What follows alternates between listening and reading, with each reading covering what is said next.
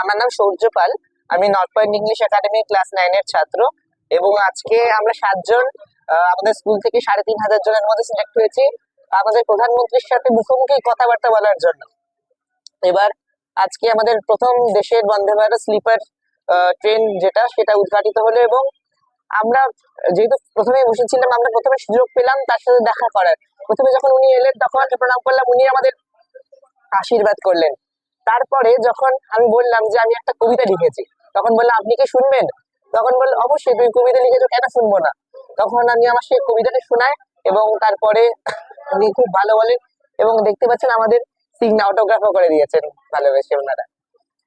এবং তারপরে জিজ্ঞেস করলেন কেমন লাগছে ট্রেনের সাজগোজ কেমন, ট্রেনের যে কমফর্ট সেটা কেমন, আমাদের কোনো অসুবিধা হচ্ছে কিনা, সব উনি জিজ্ঞেস করলেন। আর বললেন যে রাইড মানে আমাদের ট্রেনে আমরা যখন নেমে যাবো বারসইতে, তারপরে আমাদের গোটা ট্রেন জার্নিটা কেমন লাগলো ওনাকে জানাতে। ধন্যবাদ।